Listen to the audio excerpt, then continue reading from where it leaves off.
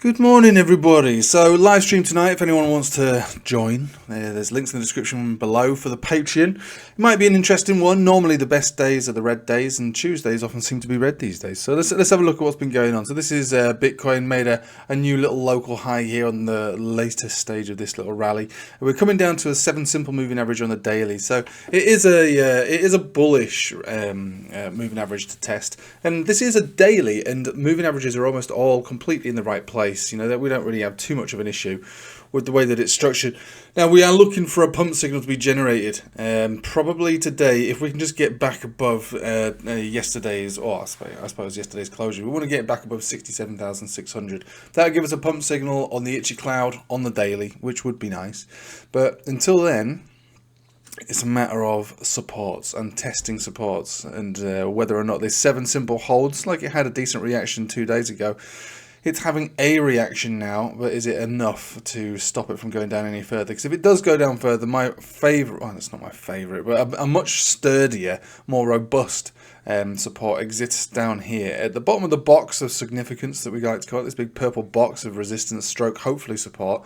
There's also the 10 exponential moving average, so that's 65,250, thereabouts, roughly around that area. That should hopefully hold. Worthy of taking a position with a tight stop loss, because if it doesn't hold, we've got incremental moves all the way down. The next major one's going to be down here, 63,500, then down here at 61,400, which is a major support highlighted on the weekly with the 21 exponential moving average, which actually I suppose has moved up a little bit now. Either way, like, it's still positioned in a bullish way. It does look like it wants to continue with its breakout, which is what it is doing. It is breaking out, but whether it retests the lower zone or not depends on how low it's going to go. But no breakout just goes straight up forever, and no pullback goes down forever. That's not entirely true, is it, I suppose?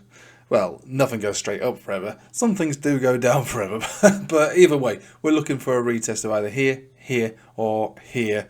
Anything lower than that, I suppose, like I say, don't really want to see below 62,000 at this point now.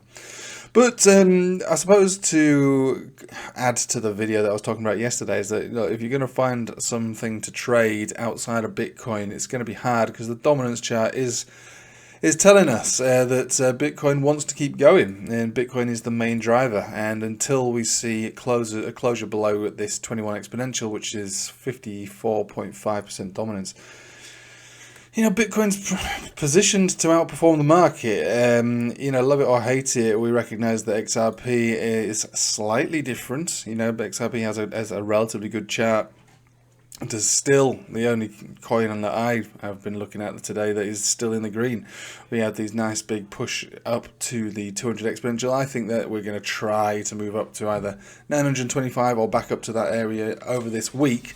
Again, it's only a baby step. Remember, I'm not talking millionaire starter kits here. I'm talking, are you looking to maybe outperform Bitcoin or not? And if you are, XRP is one of the only real altcoins out there that might offer that. And if we're looking to enter into it, I suppose now would be an option. 4 hourly, 20 moving average, Bollinger Band Center. We do have a bit of dwindling momentum here because it's subject to the rest of the market, obviously. We peaked yesterday at 62.3 cents.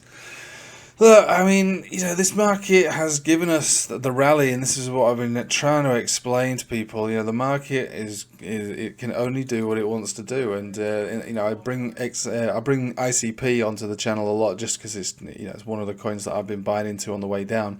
Look, we got the Death Cross retest, and yesterday actually peaked at the top of this horizontal perfectly, actually. So it's, the charts are very tradable, but you have to respect them. And now we're pulling back from it. It shouldn't come as any surprise. Pepe, again, one of the strongest charts out there. It doesn't mean that you're going to buy it today and be a millionaire by tomorrow, but look, very neat and tidy tradable chart. These are the sort of things that you want to look for higher degrees of success. And I'm not talking percentage wise, I'm just talking about, okay, is it respecting the chart? Does the chart mean anything? Or is this just a reflection of crypto moving up and down? Because a lot of altcoins are doing that. They don't really do their own thing. They move with the market. Crypto goes up, it goes up. Crypto goes down, it goes down. Bitcoin goes up, it doesn't know what to do. Whereas Pepe XRP, you know, they're both offering, I suppose, potential, because you can trade these charts appropriately, because yeah, they're subject to the market, but they also have a good chart on their own. So if there's going to be something that will outperform Bitcoin, it'll be one of these two, the polar opposite of each other. Really, Pepe and XRP, to put them in the same camp is kind of ridiculous, but when we're just talking about trading and trading charts, then yeah, okay, they're good. I like them, they're fine. And if you're going to trade an altcoin, I suppose it would be something like this. I'm not saying you have to trade this. What I'm trying to put across to you is that we recognize that these charts are better than the majority of altcoin charts. Bitcoin is better than the majority of altcoin charts. So what are you going to trade? Bitcoin? That's probably the fairest thing to trade, as it is the dominant driver of the overall market, and most things will just copy Bitcoin, so why not trade Bitcoin? But if you want to move away from Bitcoin for whatever reason, then I suppose it's these two. That's all I'm saying. And I'm talking about trading. I'm not talking about buying and holding for the rest of your life. I'm just talking about trading. Anyway, there's not a great deal more to say about what it is that we're looking at this morning. We'll have a very brief overview of traditional markets with the S&P futures market. So we're still bouncing on that 7 simple and holding on to the 21 on the daily. So, you know, make or break time. There's a rejection taking place yesterday and today here on the 10 exponential. It could easily push us down to 5,445. And let's have a look at the even shorter term time frames. It does look like it wants to come back down to a retest, which is 5,496 or thereabouts. That is what that says. Okay, it says that. It says it wants to come down a little further, and maybe we catch a bounce between 5,500 or 5,045. So we don't really have an immediate bounce brewing today, to be honest with you. What we have is a little bit of a trickle down, and we have to work out if those supports hold. Dixie looking like it's turning up a little bit, so this is what you'd expect. You're doing the opposite of what we see on the S&P. We are curling back up, most likely going to move into a death cross retest, 104.8, maybe 105 flat more or less, and then see if we get rejected from there, which should correspond to further bounce and upside for stocks, commodities, crypto. And finally, just talking of commodities, gold on the 4-hourly moving down towards a golden cross. That's fine, that's nice, that's what we like. Obviously the breakout of the channel here, which is good, that's fine, that's nice.